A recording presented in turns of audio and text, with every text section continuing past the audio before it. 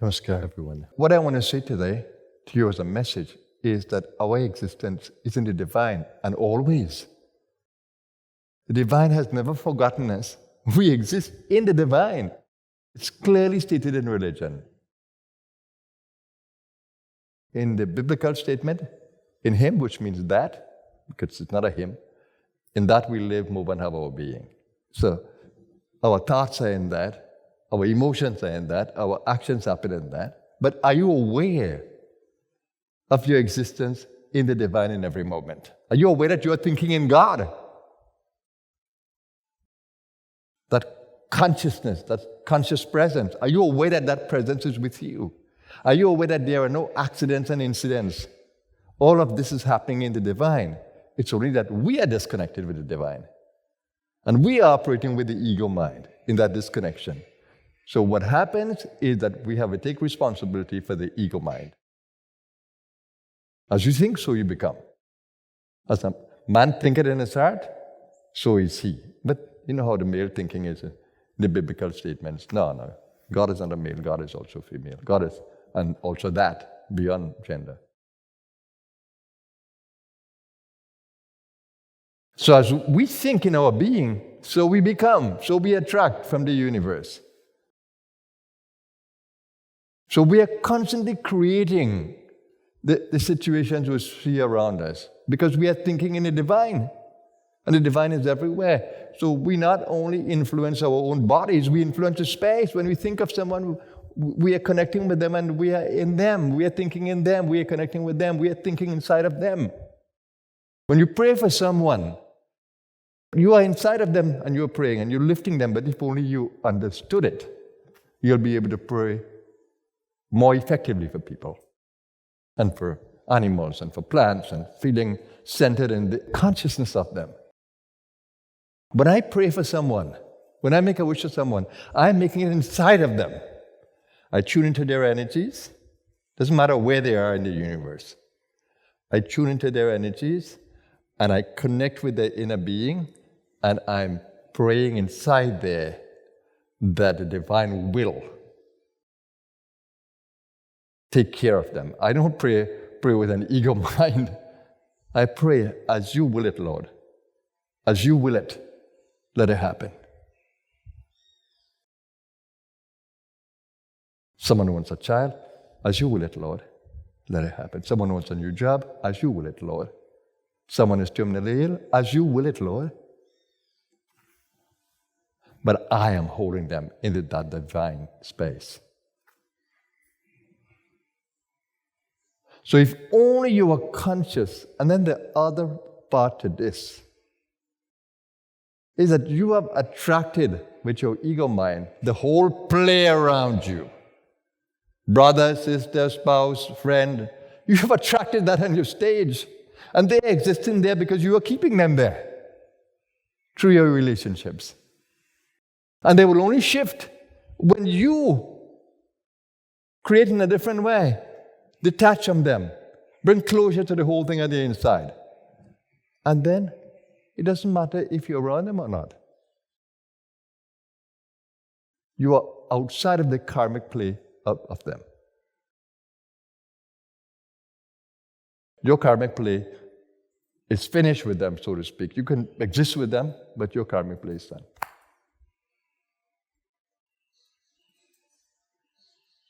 And you are exactly in the job that you are attracted towards you. Everybody may want a better job, but this is what you have attracted. If you want to change it, retrain, change your consciousness, change your skills. And open yourself to the universe, not what you decide.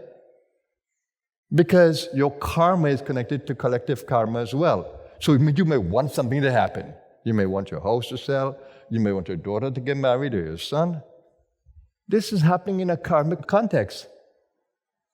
What if there is nobody that is available or no position that is available for what you are thinking? How do you expect to get it?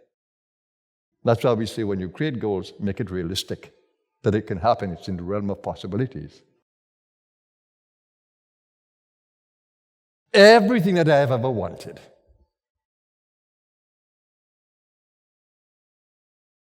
in my early days. They materialized in the perfect way, even when I didn't want them again. When I didn't care for them. Then you see how gracious our universe is when you align to it or you give up. I don't need that, Lord. It appears.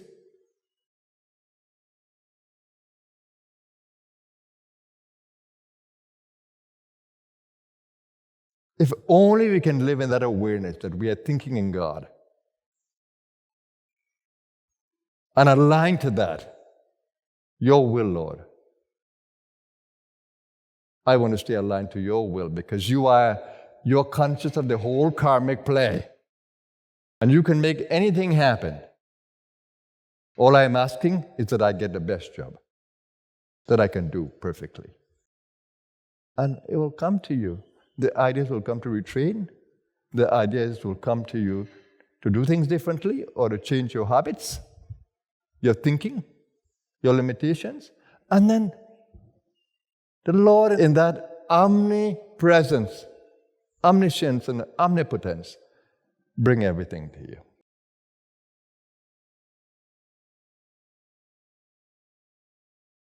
If only you'd be aware that you can attract, that you exist in a universe, you are thinking in a universe, you are wishing in a universe. The universe is ever conscious of you.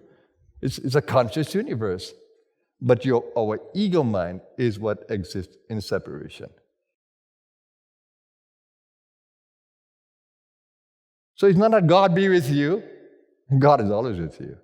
It is you be with God.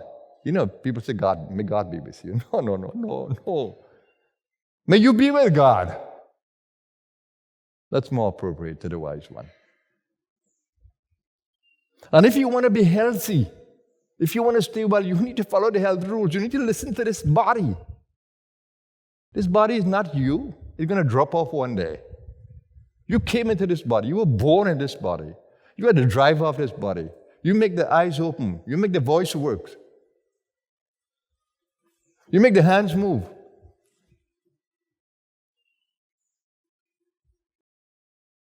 And you wouldn't leave the body would leave you for most of us. Only the super great one can leave the body at will. Most of us, the body leaves us. Shut down on the way. Before we even finish our life purpose, it goes. Because we never listened to it. We never took care of it. We get caught in our taste buds. We get caught in the pleasures. We get caught in the power, the ego power.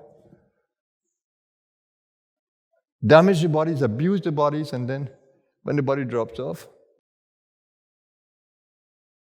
we realize our folly in the other space. So, to be ever conscious of your body, I listen to my body in the meditation. And I follow the research, I follow the highest levels because in my inner space I'm fulfilled. But in the body, there are many things to learn. The human genome, what does it mean? 2% of the DNA are meant for genes, replication of the body, cells. 98% we don't know what is with it. And in that 98% we realize that there are some DNA there that can switch the switches, they can switch the genes on and off, the gene expression. So, if we can only get to those switches and influence them, it means that we have to take charge of our behavior, the way we think. And then we can turn those genes on and off in a different way, the way we want. So we can change the way genes operate. We no longer have to live like our ancestors and feel that our destiny is based on ancestral genes. No. We can change the way they operate. Epigenetics. That's new science. And then the gut. You can't imagine how your gut, when it's out of order, influences the brain through the vagus nerve. You can't imagine. And when you learn through research now, you can change your well-being simply through the gut. The gut is one of the critical areas to deal with. When you go to the toilet, you could see from the smell of the stool, the quality of the stool, the look of the stool, appearance, the smell of the urine, the color of the urine. Are those things important? The condition of the tongue when you open your mouth. They all give an idea of what is happening inside there. So we need to listen to our bodies. We need to look at it. We need to observe it, how it operates. We abuse it. All this artificial lighting that we have created. There's something called blue light that affects you from all of them. We look at the computer continuously. We were not born with computers. Yeah, we were born with one. The greatest one, the brain. So we do so many unhealthy things without knowing. And the moment I catch it, immediately I change. I change my actions. So I'm ever alert to everything about this physical world. The spiritual world I know, but the physical world I'm learning every day. And what we thought was good and right before, and we are told that, and it's a worldview. New research is saying it isn't so. So we are still primitive in terms of our deep understanding of the universe. Do you follow some of these ideas? We have gone to school, we have enough education to follow what is the latest things. But our bodies are.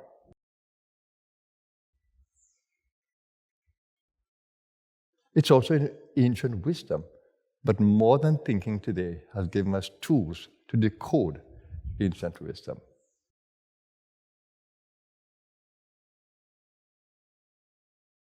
So we need to take responsibility for our total well-being, for what we attract on the world stage,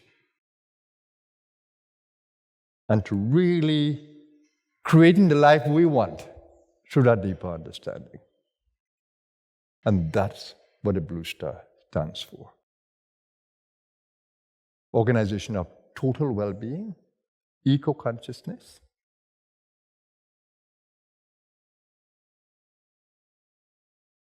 and serving community.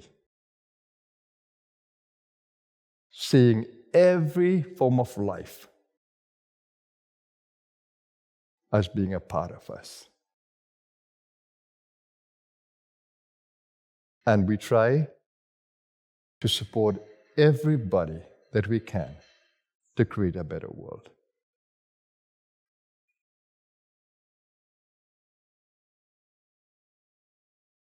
I still don't do enough, but I'm seeking every day, with all the resources I have, to do more and more to co-create a better world.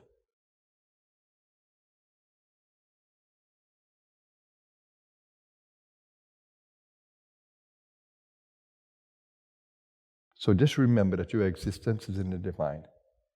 And we need to take responsibility for what we are, what we create, and what we co-create. What we create on the inside and what we co-create on the outside. In our ignorance, we create in darkness. And we co-create the misery in the field. With our relationship with the world. Unconscious co-creation. Let's change that. Let's become more aware. Let's educate ourselves. And let us try to be better citizens of one world. That's our message for today. It's a joy to live in this, this material existence. simply because of the awareness that I have experienced. I can see through the illusion from the inner space. May you all learn to see through the Maya and be masters of the energy in the field of consciousness, lifting yourself beyond Maya. Have a blessed day, everyone. Happy Sunday. Namaskar.